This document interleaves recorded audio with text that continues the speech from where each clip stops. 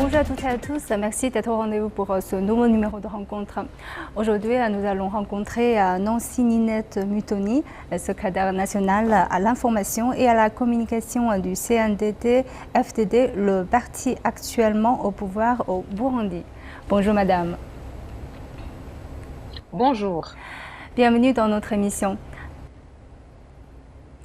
merci de l'invitation. Merci. Et je sais que cette fois, vous êtes venu en Chine pour participer à un séminaire sur la réduction de la pauvreté. Et vous avez déjà souligné lors d'une interview précédente que la réduction de la pauvreté fait partie de l'orientation phare du gouvernement actuel au Burundi. Donc, quel est votre regard sur les éventuelles coopérations entre les pays dans ce domaine? Merci beaucoup. Les bonnes relations d'amitié, de coopération sino-burundaises ont permis d'initier et de réaliser des projets et programmes de développement socio-économique en vue de la réduction de la pauvreté. On peut citer notamment l'appui dans la construction d'infrastructures, infrastructures scolaires et universitaires, des infrastructures en matière d'énergie, des centrales hydroélectriques, mais aussi des routes, mais aussi en matière d'éducation toujours, il y a eu octroi des bourses, comme ça les jeunes burundais peuvent être équipés en savoir et en savoir-faire pour faire face à la pauvreté et pour pouvoir impacter positivement la société. Mais aussi, il y a des formations de courte durée, comme celle que je viens de faire ici en Chine pendant 10 jours. Il y a des formations de courte durée pour les cadres de l'État et les cadres du parti, dont je suis la secrétaire nationale, comme vous l'avez dit. Et donc, nous avons aussi des dons en matériel et en équipement pour mieux répondre aux attentes du peuple en matière de développement communautaire.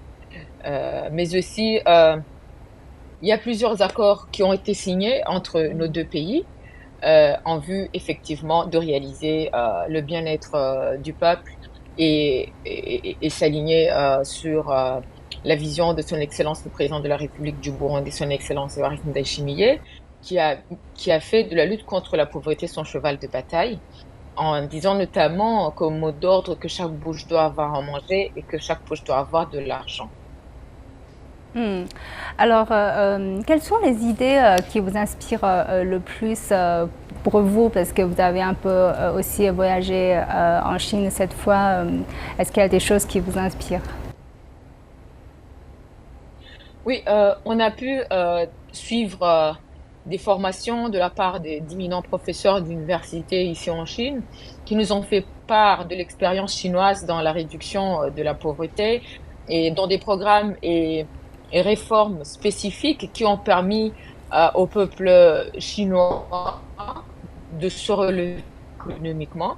Nous avons donc pu apprendre beaucoup de l'expérience chinoise et nous avons été aussi sur terrain dans la province de Gansu où on a pu voir de nos propres yeux l'action des coopératives dans les domaines agricoles, dans les domaines de l'élevage, dans les domaines de la santé, dans le domaine de l'éducation, mais aussi et surtout dans le domaine de la transformation agroalimentaire, mais aussi de l'encadrement de la population de base à faire usage des cultures sélectionnées, des semences sélectionnées pour faire face notamment à la faim et se relever économiquement. Nous avons aussi vu que le modèle qu'a choisi ces coopératives dans la province de Gansu sont des modèles écologiquement viables qui permettent au peuple de cette province de pouvoir lier l'agriculture et la préservation de l'environnement.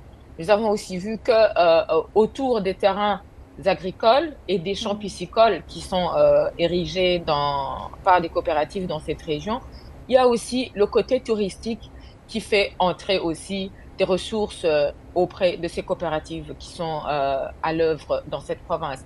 C'est un modèle qui nous a beaucoup inspiré et que nous comptons exporter dans nos pays respectifs pour effectivement faire avancer pour le bien-être du peuple. Et en fait, quand on parle de la réduction de la pauvreté, il s'agit surtout de la domaine agricole en fait, et on sait que l'agriculture est un domaine traditionnel de coopération sud-sud, et il y a déjà beaucoup de coopération qui existent entre la Chine et le Burundi dans ce domaine. Et pour le moment, quelles sont les coopérations qui sont en marche, et est-ce que vous avez de nouveaux projets pour l'avenir? Bon, actuellement, dans le secteur de l'agriculture, toujours dans le cadre du forum sur la coopération sino-africaine, le gouvernement chinois a mis à disposition une mission des experts agronomes chinois de haut niveau qui viennent au Burundi afin d'aider à améliorer la politique agricole, de la production surtout, améliorer la production agricole. Donc, la partie chinoise a déjà débloqué une enveloppe de 200 millions de yuan qui sont défalqués sur dans divers projets agricoles. Cette mission donc d'experts agricoles est composée de 5 experts agronomes et de 2 interprètes avec un mandat de 2 ans. Et il y a aussi eu en 2009 des outils et des matériels vétérinaires qui ont été octroyés au gouvernement du Burundi. Mais aussi, il y a distribution des outils agraires. Comme vous le savez, il y a un projet du centre pilote agricole à Bubanza qui aide à la production, surtout du riz. La production a triplé depuis 2016. Vous avez tout à l'heure évoqué que vous comptez aussi exporter ces expériences dans vos pays respectifs pour les participants qui visitent cette région en Chine. Est-ce que ça veut dire qu'il y a un changement de vision, un changement d'idée sur la réduction de la pauvreté, ou la vision sur la campagne, par exemple? Quel regard portez-nous sur l'agriculture et la campagne en tout? Oui, bien sûr, ça nous change parce que ça impacte notre façon d'interpréter l'agriculture et ne pas la voir comme une agriculture de subsistance, mais comme une agriculture qui peut générer des revenus, comme une agriculture qui peut aider nos populations à se relever économiquement et à pouvoir aussi faire de l'agriculture un domaine qui peut aussi attirer des touristes à venir visiter certaines régions. Quand il y a des champs modèles qui sont assez exploités de façon moderne, il y aura sûrement des touristes qui voudront voir et de leurs propres yeux ces champs extraordinaires qui sont en train d'être érigés. Et nous avons vraiment beaucoup apprécié ce côté touristique qui se marie très bien à l'agriculture et à l'élevage, mais aussi à la préservation de l'environnement et du cheptel. C'est vrai qu'il y a beaucoup de ressources, entre guillemets, ce genre naturel, qui est prêt pour avoir une exploration touristique, n'est-ce pas, en Burundi? Oui, bien sûr. Au Burundi, nous avons beaucoup d'atouts touristiques et nous invitons les partenaires à visiter le Burundi afin de pouvoir réaliser et voir de leurs propres yeux les atouts et les opportunités d'investissement dans le secteur touristique, mais aussi de se rendre compte de la capacité de notre pays à moderniser l'agriculture, mais aussi à accroître la production agricole et la production aussi dans les produits d'élevage. Dans une interview précédente, vous avez aussi évoqué la coopération entre la Chine et le Burundi en matière de la santé. Est-ce que vous pouvez nous éclaircir davantage dans ce domaine? Oui, effectivement, le gouvernement de la République populaire de Chine a mis en place un mécanisme de coopération appelé Mission médicale au Burundi, où des coopérants chinois ont été affectés, notamment à l'hôpital Prince Régent Charles de Bujumbura, à l'hôpital d'Omuramvia et à l'hôpital de Gitega, c'est au centre du pays.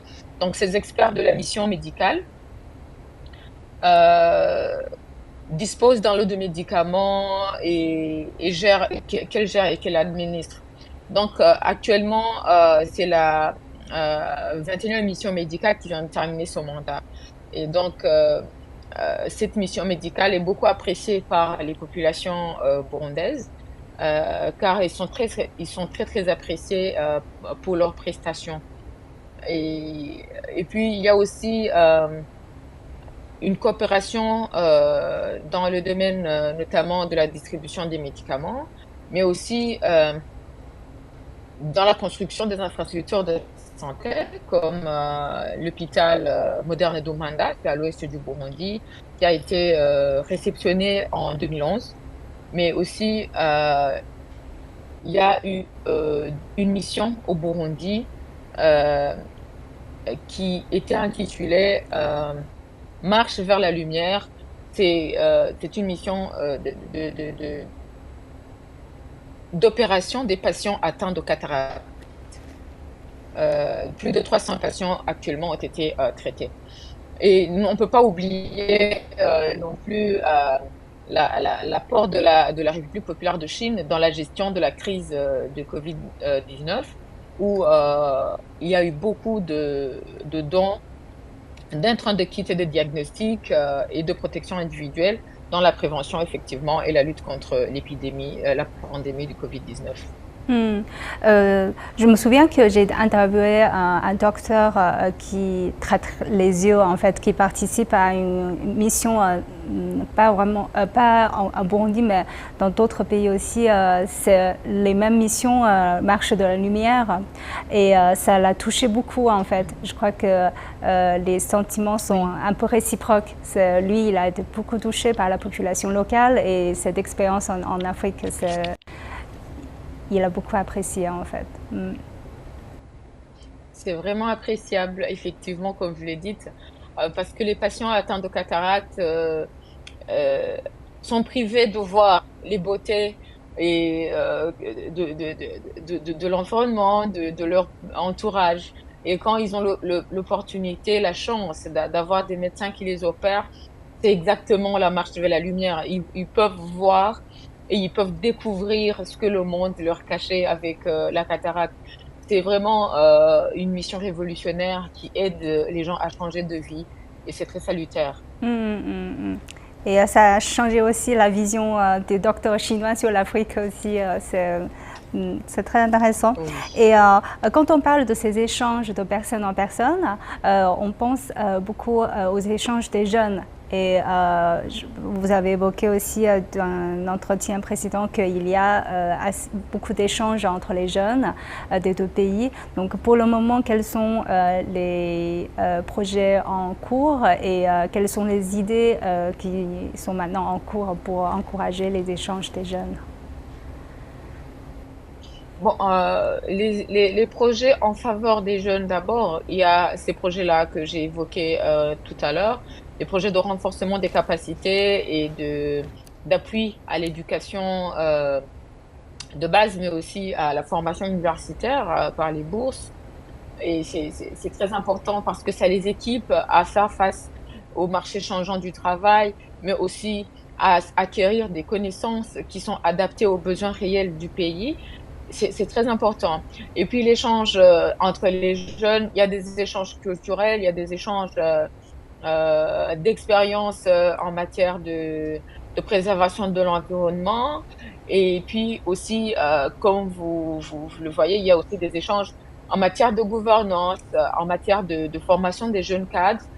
Et surtout que notre parti, le CNDD-FDD, met en avant le renforcement des capacités des jeunes afin qu'ils fassent mieux face aux défis du moment. Et nous apprécions que après cette nouvelle ère de période post-Covid, il y a plusieurs jeunes qui sont en train de venir en Chine et qui non seulement acquièrent de nouvelles connaissances, mais aussi font des liaisons avec d'autres jeunes d'autres pays.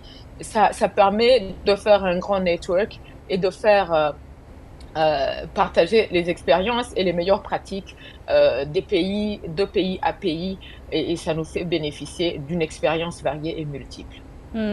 Alors, en fait, beaucoup de mes amis chinois, ils m'ont dit que quand ils vont en Afrique, ils découvrent l'Afrique autrement que ce qui est présenté dans les médias. Et vous, vous êtes en Chine. Est-ce que vous avez découvert une Chine différente que ce que vous avez aperçu dans les médias au Burundi? Effectivement, la Chine est impressionnante et c'est ma troisième fois que je viens ici et chaque fois que je viens, je trouve que il y a du changement, il y a du positif, il y a du progrès. C'est impressionnant et inspirant en même temps et ça nous fait rêver de développement, ça nous fait rêver d'avancées significatives, ça nous fait rêver de prospérité et ça nous fait rêver aussi de cette idée, de cette vision du président de la République populaire de Chine, qui est aussi le secrétaire général du Parti communiste chinois, sur la civilisation mondiale, cette vision de la civilisation mondiale, mais aussi de la communauté de destin entre les peuples. Ça nous donne donc cette idée des valeurs partagées qui peuvent nous aider à développer le bien-être et à relever le niveau de vie de nos populations respectives. Effectivement, vous avez évoqué ça. Je sais que votre parti et le Parti communiste chinois ont organisé un séminaire, pas que l'année dernière, mais fréquemment des échanges d'idées il y a des fréquents échanges d'idées entre les deux partis. Alors, quels sont les principaux sujets? Vous avez évoqué quelques-uns déjà, développés dans ces séminaires ou ces discussions. Quelles sont les idées qui vous intéressent le plus? Bon, le parti CNDD-FDD et le Parti communiste chinois entretiennent de très bonnes relations d'amitié et de coopération. Et la coopération entre les deux partis est multiforme. Euh, Nous sommes beaucoup plus dans le domaine d'échange d'expériences, notamment par la formation, mais aussi par les appuis divers, que ce soit des appuis en équipement, en matériel, mais aussi dans la formation, comme je le disais tout à l'heure. Et c'est très important pour nous parce que c'est notre priorité, comme le comité central de notre parti l'a décidé. La formation occupe un rôle central dans notre plan d'action. Et nous avons aussi des programmes qui visent la jeunesse en particulier. Et aussi, nous sommes en train de le faire avec le Parti communiste chinois. Et nous sommes aussi au niveau de la culture, au niveau des échanges entre les partis pour améliorer l'état d'exploitation de la culture, je dirais, mais aussi de vanter la richesse des cultures afin de mieux faire connaître le pays à l'extérieur, mais aussi des valeurs positives qui puissent aider le pays à émerger. Alors justement, comme vous parlez des images du pays, je sais que le China Media Group et la radio-télévision nationale du Burundi ont coopéré récemment pour lancer un festival de documentaires. Et vous avez aussi travaillé dans le média, vous travaillez aussi dans la communication actuellement. Oui. Donc quelles sont vos attentes par rapport à cet événement?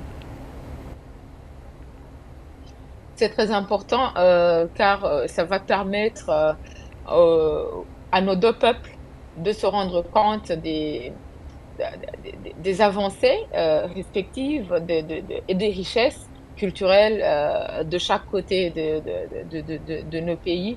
Mais aussi, ça va nous aider à nous compléter et à améliorer notre vision par rapport à la culture, mais aussi à la culture générale, en gros.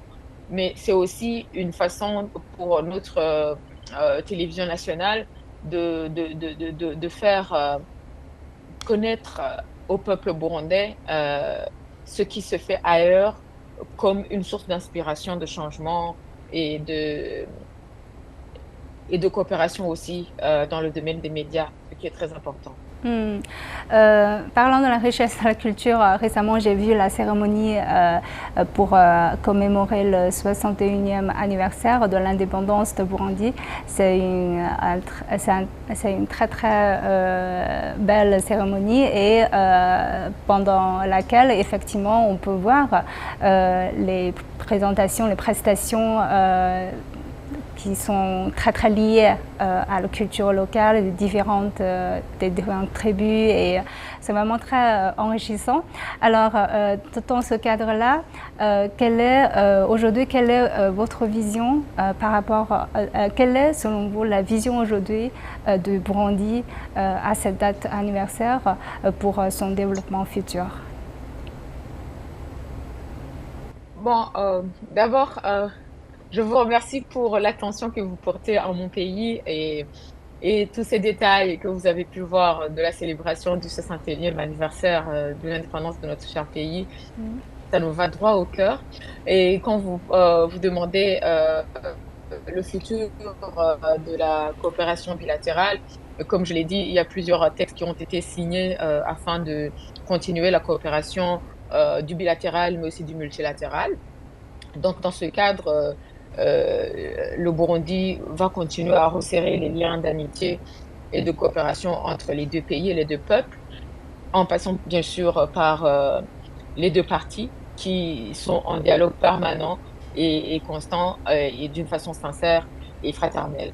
Mais aussi, il y a aussi de s'assurer du suivi de la mise en œuvre des accords de coopération déjà signés, mais aussi d'explorer d'autres voies et moyens pour l'élargissement de la coopération, que ce soit au niveau du bilatéral comme au niveau du multilatéral. Hmm. On voit qu'aujourd'hui, sur la scène mondiale, il y a des situations de plus en plus compliquées. Et vous avez évoqué tout à l'heure que vous avez eu des discussions sur des idées sur les civilisations dans le monde et les communautés de destin commun de l'humanité. Donc, et votre vision par rapport aux gouvernances mondiales, par rapport à la relation du Burundi avec le reste du monde, quelle est aujourd'hui cette vision La vision du Burundi et a toujours été une vision de soutien à la paix mondiale, au développement harmonieux, gagnant-gagnant, au respect mutuel. Et nous continuons à nous assurer que cet idéal soit maintenu et le Burundi reste engagé pour la paix dans le monde, en commençant par la région. Vous savez qu'il y a beaucoup de mécanismes qui sont en cours maintenant, qui sont pilotés par son Excellence le Président de la République du Burundi, en vue effectivement du maintien ou de la préservation de la paix et de la sécurité dans la région. Et alors, je sais que cette fois, il y a plusieurs délégations du Burundi qui ont visité la Chine, y compris la Première Dame. Donc, est-ce que vous avez suivi un peu sa visite et quel est votre regard sur la coopération entre dans ce domaine des femmes, des enfants, de l'éducation pour ces deux pays-là? Bon, on a suivi, bien sûr, avec attention et avec beaucoup d'enthousiasme la récente visite de Son Excellence la Première Dame du Burundi en terre chinoise. Et c'est un succès retentissant et qui est aussi très bien accueilli au Burundi parce que ça montre effectivement cette fraternité, cette convivialité et cet esprit d'ouverture qui caractérise nos deux pays et nos deux peuples.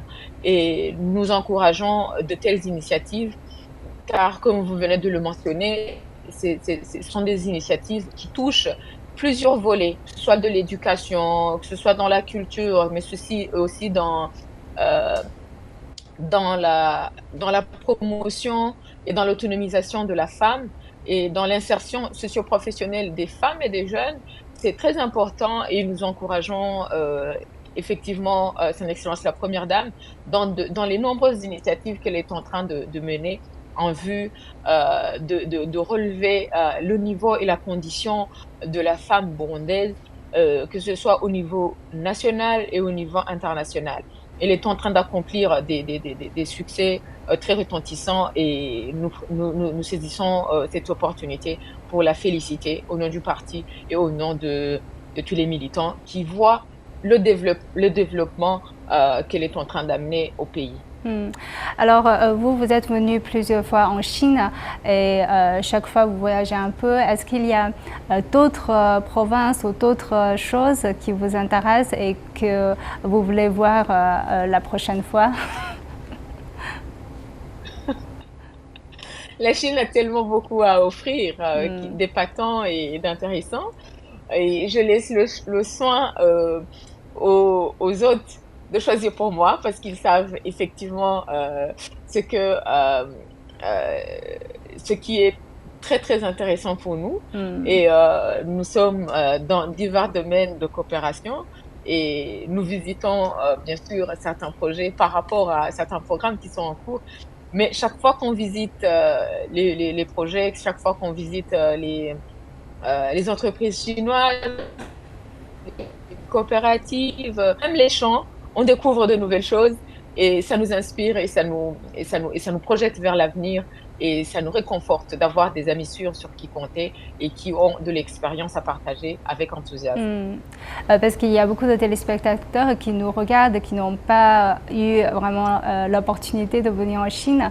Est-ce que vous pouvez partager un peu plus de votre expérience passée, ce qui vous a plu, ce qui vous a inspiré, ce qui vous a marqué pendant votre séjour en Chine, peut-être les fois précédentes? Parce qu'on a parlé beaucoup de cette fois dans le Gansu. Est-ce qu'il y a d'autres choses que vous pouvez partager avec nos téléspectateurs? Oui, bien sûr. Comme je le disais, chaque passage en Chine est une nouvelle opportunité, c'est une nouvelle voie, c'est une nouvelle vision qui s'offre à nous. Et chaque fois que je suis venue ici, j'ai toujours vu des changements positifs qui sont vraiment inspirants. Là, je vais parler notamment du dynamisme du peuple chinois, de la solidarité et de l'hospitalité qu'il montre aux invités, aux amis qui visitent la Chine. Mais aussi, l'art culinaire, c'est aussi épatant. Chaque fois, il y a des changements et c'est extraordinaire. C'est toujours palpitant de partager avec les amis chinois et c'est important. Mais aussi, donc, les progrès technologiques, les progrès technologiques, les progrès dans la médecine, les progrès dans l'éducation, c'est extraordinaire à regarder et à s'approprier pour impacter positivement les autres communautés à la base au pays. Alors, je vous remercie, Madame Minotti, d'avoir partagé vos expériences avec nos téléspectateurs. Je vous remercie aussi et c'était un très grand plaisir de pouvoir parler dans cette belle émission avec vous. C'est une émission que je suis souvent à partir de mon pays et c'est un privilège pour moi de pouvoir participer, m'adresser à vos téléspectateurs à travers le monde entier. Merci beaucoup. Cette fois, c'est mon tour de vous dire remercier, remerciement de l'attention que vous avez portée à notre émission. Je vous remercie. Merci. Merci beaucoup. Et je vous remercie d'avoir suivi notre discussion. À la prochaine.